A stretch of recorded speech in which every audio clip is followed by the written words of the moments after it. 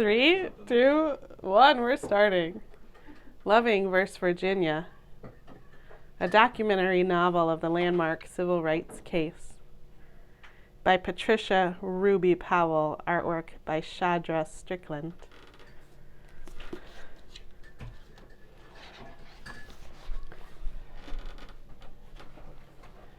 Mildred, 1952, Central Point, Caroline County, Virginia. Garnet and I walk in the grass alongside the road to keep our shoes clean, but Lewis doesn't care. He's shuffling through dust in the middle of the road. Garnet's hand-me-down lace-ups have the most life left in them, so they're the best. She gets the best, 'cause she's oldest and has the feet to fit them. I wear her way wore-out saddle shoes from last year, but painted and buffed, till they nearly glow. To me, they're the best, being saddle shoes, even though I can feel every stick and pebble through the thin-down soles. Lewis wears boots so wore out, looks like Nippy chewed them soft out in the barn. Being the youngest of 7 brothers, no telling who wore those boots before him. Lewis is right down in the truck ruts, kicking up dirt and stones onto my white polished shoes, till I have to say, just quit it. So he says, make me. I say, you know I can, pipsqueak. He's just 8, and this is a truthful description of his size. I grab him around his scrawny middle. He hollers, don't touch me, you string bean. He's laughing hard, 'cause he knows I won't really whoop him, 'cause I'm 5 years older and 5 years bigger. Now, I'm laughing hard enough I could just about choke, but I managed to say, don't you ever call me string bean, you pipsqueak. And I yell to Garnet, who's walked ahead because she is just too old for this nonsense, help me, Garnet. Well, maybe not too old, 'cause Garnet comes and grabs hold of Lewis's elbow, and I hoist the other, and we fly Lewis over that dirt road with him pedaling mid-air and hollering, and that's how we arrive at Sycamore School. We are all in Miss Green's class, Lewis at the bottom in 1st grade, so Miss Green directs him to the front row. Garnet's at the top in 7th, she's in the back. I'm across the aisle, being in 6th, all in one room, one teacher for everyone. Miss Green hands each of us older kids a sheet of paper and pencil and says, put your name in the top right corner and write what you did during summer vacation. Didn't she keep last year's report? I write Mildred Jeter, and my paper tears. I lift it and see that my desk is a very sad excuse for a desk. Carved into the wooden top are initials, J.J., which most likely was dug out by my much older half-brother, James Jeter, and I bet he got a thrashing for that. And there's P.F. and E.J., and even a heart with R.G. and A.M., and I try to figure which of my brothers, cousins, or neighbors belong to those initials. But Miss Green says, Mildred, is there a problem? No, ma'am, I say. I lay my paper back down, and no sooner set my pencil to it when it tears again. I lift my desktop to see if there's more paper inside, and there isn't. Inside me, something hard and tight makes me slam that desk shut. Mildred, growls Miss Green. Miss Green, ma'am, I say, in my most polite voice. This is a mess of a desk. It is all carved up. Miss Green comes over and hands me a reading book with a broken spine, says, put your textbook under your paper and try again. I take the book, open it up to see Edward Jeter, another half-brother, written sloppy and then crossed out, and George Jeter, also written sloppy, crossed out, and plenty of other names crossed out. You'd think it would be a comfort, knowing my big brothers read these very pages, these very stories, but what I see is all those many names crossed out. I know my lower lip is jutting way forward the way it does when I am peeved. My eyes sting, so I suck my lips into my mouth to keep from crying. My desk is rotten, and I want a brand new reader that smells like ink and glue, rather than this one that reeks of grime and mildew, and has been in the germy hands of many boys. At that moment, Garnet leans across the aisle and touches my wrist. I don't dare look at her, or surely I will cry. She hands me her paper. I set it on the old reader and focus on it hard so I won't cry. Still, one tear plops onto the paper. I write this around the teardrop. This summer vacation was pretty much like last summer vacation. Garnet and I galloped through the woods playing horses. I pulled weeds out from between the turnips, collards, and mustard greens. I piled straw around potatoes. The whole family went to Bowling Green for the carnival. I threw a ball, hit the bullseye, won the tiniest little doll you ever saw. No bigger than a clothespin, wearing gingham and an apron. Friends and cousins came over to our house. We stayed up late. My page is filled, so I just sit and daydream while Miss Green teaches the little kids their ABCs. With so many brothers, I'm grateful to have my big sister Garnet. We run up and down hills, climb trees, catch tadpoles with our cupped hands from out of the creek. Daddy and my brothers, they hunt squirrels and rabbits with a shotgun. They fish for perch and shad in the streams. My mama cooks those fish up fine. Our Jeter ancestors have lived here in Central Point for centuries, hunting and fishing. Daddy and Mama are both part Indian. We are also descended from African slaves and their owners. Our section, our rolling hills and woods, threaded with creeks, is the most beautiful in the whole wide world. Besides the greens, last spring Garnet and I helped plant corn, string beans, and turnips in the side garden. We'll keep on hoeing and harvesting all through the fall. We'll help with hog killing later this season. Neighbors will come by to help slaughter, butcher, hang meat in the shed. We all milk the cow, make our own butter. We wring the necks of our chickens. Mama can do 2 at a time, one in either hand, holding them by their necks. She whirls them around a couple times. They never feel a thing. Miss Green says, "Scholars, hand in your papers." Garnet turns in a page, so she must have found another sheet of paper. Miss Green hands out math books, the same text I had last year, but I'm further along. Tells me to read on page 265 and do the problems. Turn decimals to fractions, not too hard. Garnet gets a different old book, writes her name in it. Miss Green explains greatest common factors and sets her to work. At the end of the day, Miss Green says, "Good work, scholars." We put our books in our desks. We never take them home. Come Saturday, folks drop by our house, young, old, and everything in between. This weekend, the big boys come over, friends of my big brothers. Theo goes into the refrigerator looking for food. Mama shoos him out. But then adults come by. Out comes macaroni cheese, hot dogs, potato chips, and one unfortunate chicken, who didn't feel a thing and who I plucked, gets dropped into the boiling pot. When the chicken is cooked, we all eat.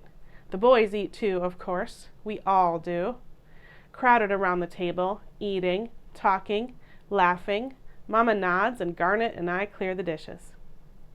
On a blue homespun napkin, Mama sets out apple pie still warm from the oven. Garnet and I carved out the worms, cored, sugared those apples. That is, after climbing the tree, shaking them down, picking out the best. Mama calls that talking like a farmer. Shaking, picking, laughing, talking. But aren't we farmers? Yes, we are.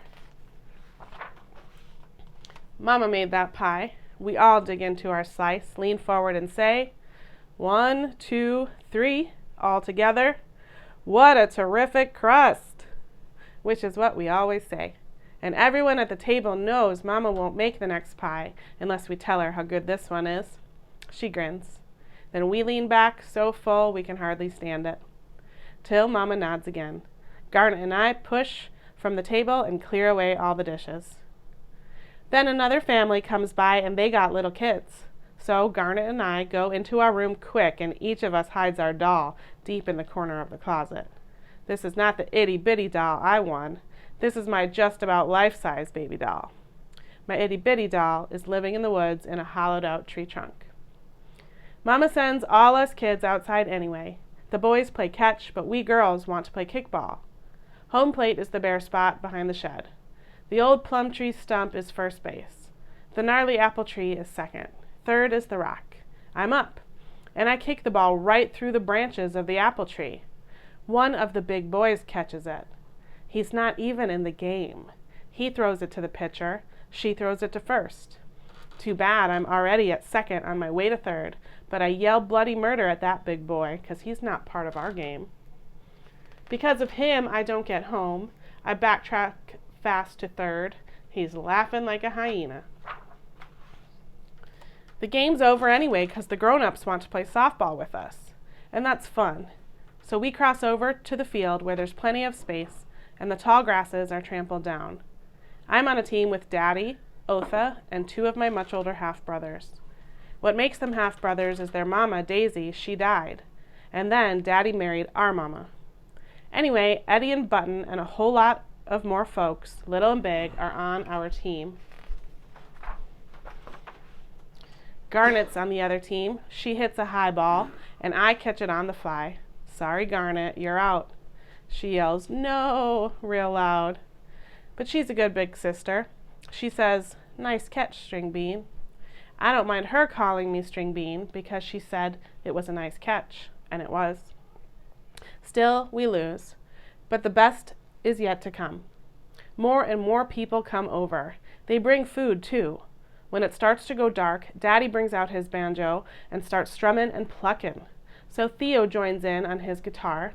Eddie, Button, Doochie, and Dump, that's all of my big half-brothers. They all play fiddles and mandolins. Really, they are Edward, Richard, George, and James. The Jeters always play music in the neighborhood and make jokes and make people laugh and dance. One of the fathers calls a square dance and everyone joins in. Otha dances, Mama dances, Louis dances, I surely dance. Some of the big boys dance. Mr. and Mrs. Loving, eyes fastened on each other, even when they've been passed to the next person. Their names are Twilly and Lola. I love their names, but we call them Mr. and Mrs. Loving, of course, and they pretty much are. If I stop and watch, I see young and old, Indians, Negroes, whites, all mixed together. Everyone likes each other in our neighborhood, everyone dancing together. Whites and coloreds, we go to different schools, to different churches, drink from different water fountains, but our section is different. My world is right here in Central Point. That's what it's called, Central Point, the center of my universe, my family, my world.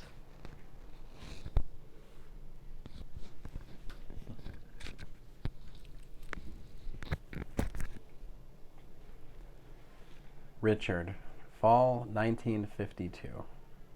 Saturday morning, I was under the hood screwing with the carburetor of my 41 DeSoto. Ray drove up, looked over my shoulder, said, "Your car had been loading up on fuel. I'd adjust that on the lean side." Yeah, I say. That's what I did. He said, "It's the weekend, let's go." So we drove in Ray's car over to Jeter's to see Doochie and Button and the rest. They was sure to have good food. We ate, played some ball. I caught a kickball that went flying behind their apple trees, and their little sister went bananas. Seeing her catch on fire was almost worth the hell Doochie fired at me. I didn't mean anything by it, just having a little fun. I apologized to the kid, though.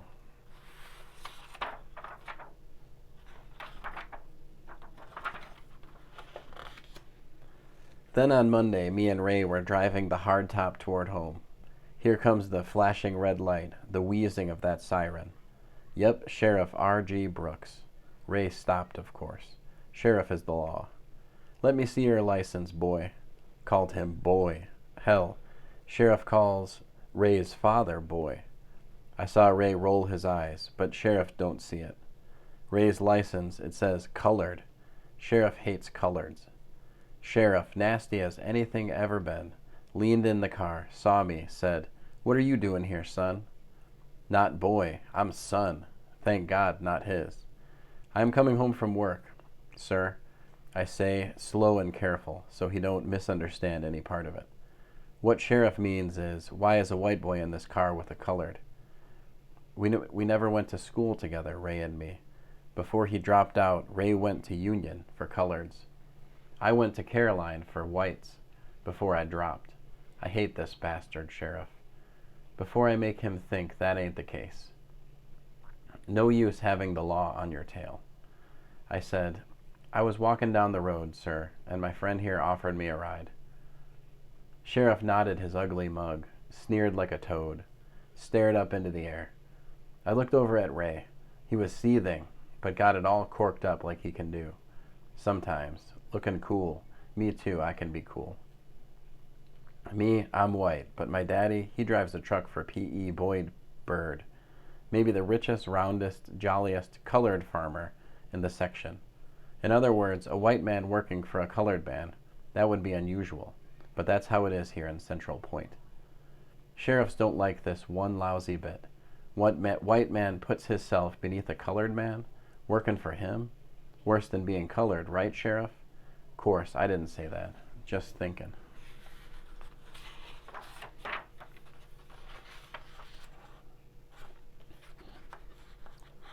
Sheriff looked like he was chewing out his teeth, kept turning over that itty-bitty license, trying to figure out what mean thing he could do to us. We would wait while he walked back to his car. To Sheriff Brooks, there are only two races, white and colored. In all of Virginia, just two races, white and colored. But he let us go for now.